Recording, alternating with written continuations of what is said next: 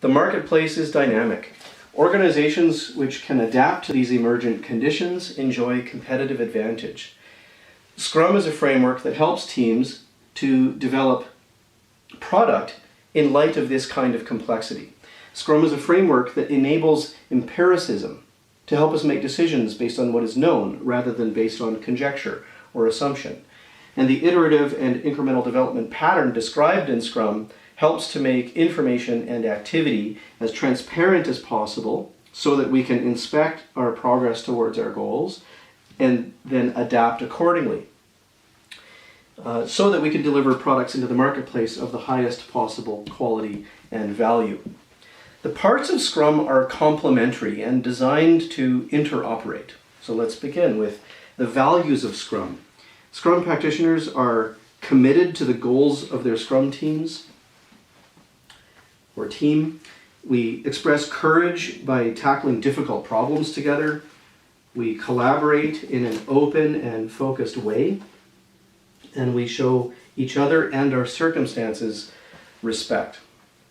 The artifacts of Scrum are also designed to make the work as transparent as possible to everyone involved and to foster collaboration. The work that needs doing is made visible in an artifact called the Product Backlog. The development team and the work that they intend to achieve within each sprint is made visible in the Sprint Backlog. And the work done is made visible in the artifact called the product. The roles of the Scrum team are also designed to clarify and make transparent the accountabilities and responsibilities. For example, the product owner is accountable for managing the product backlog. The development team is accountable each sprint for the delivery and quality of the product. The Scrum Master is accountable for the Scrum process. All the activity in Scrum occurs within this cyclic rhythm that we call sprints. So first, the sprint. All of the work of product development and product backlog refinement is done within the sprint.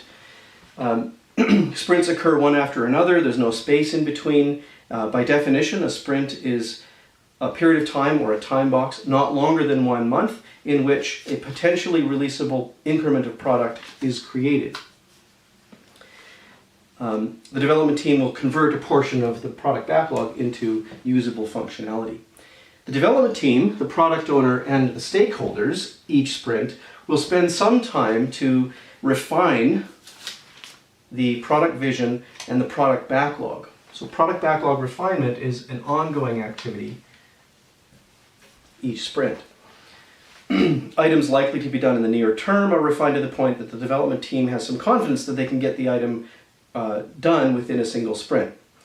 Each sprint contains all the other events of Scrum. So to start, sprint planning. The Scrum team members grapple with two important questions in this event. What will we do this sprint and how might we do it?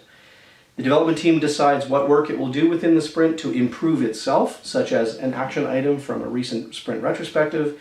As well, they will negotiate with the product owner a portion of the product backlog that it will implement during this sprint.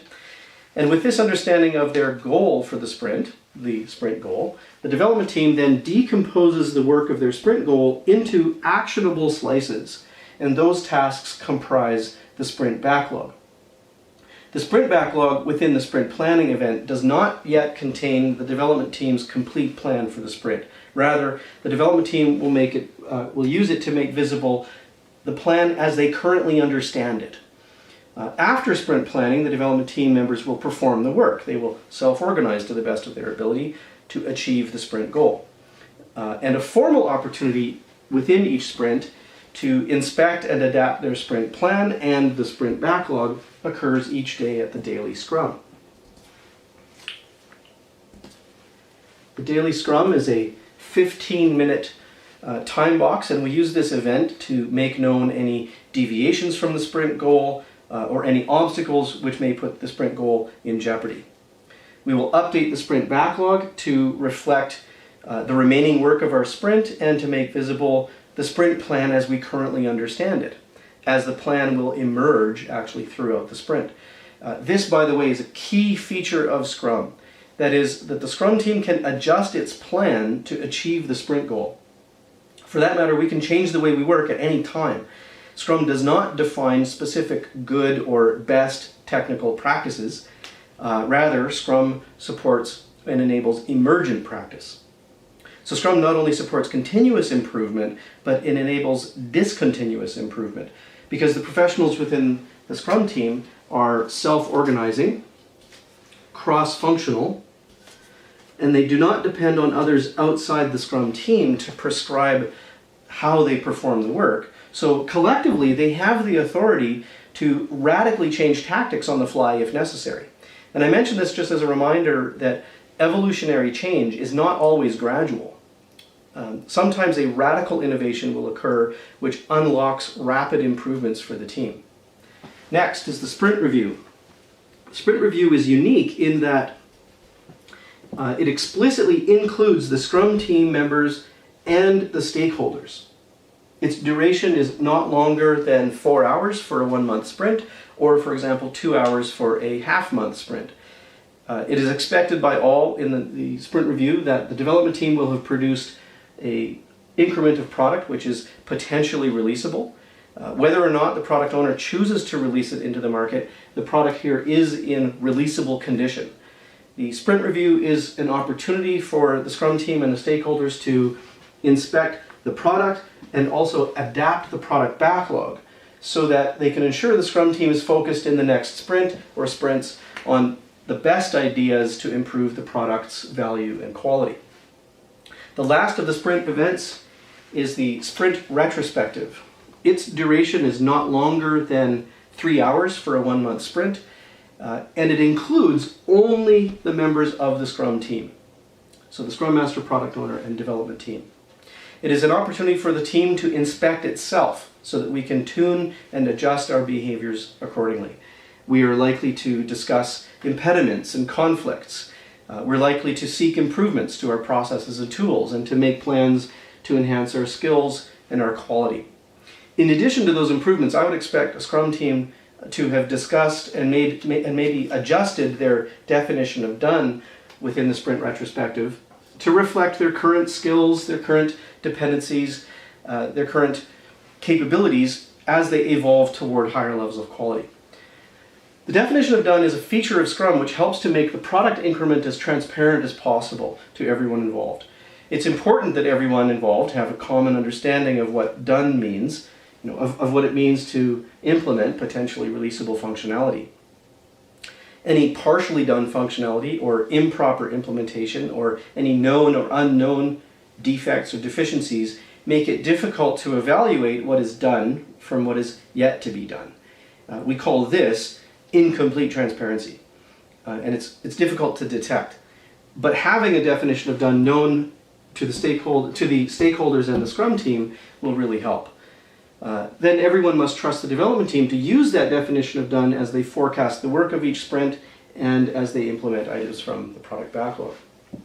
It is the job, by the way, of the Scrum Master to help everyone achieve complete transparency. I think of it this way, that's how the Scrum Master participates in and improves the quality of decision making. On that note, let's end with a quick review of the roles of Scrum. Mentioned already is the Scrum Master, a servant leader who ensures artifact transparency. They help the team to self-organize. They help the organization resolve impediments which might prevent the development team from achieving done increments each sprint, and they facilitate Scrum. The Scrum Master serves the product owner by expressing to the product owner the capabilities of the Scrum team. Example, here's what they're good at. Here's what they're not yet good at. Here are the obstacles that they face. The Scrum Master serves the development team by helping them to self-organize and collaborate, coaching them in the ways that they may use Scrum, and also facilitating Scrum events if necessary. The Scrum Master also serves the larger organization by helping it understand which of its interactions with the Scrum team are helpful and which of its interactions are not helpful, so that the organization can change.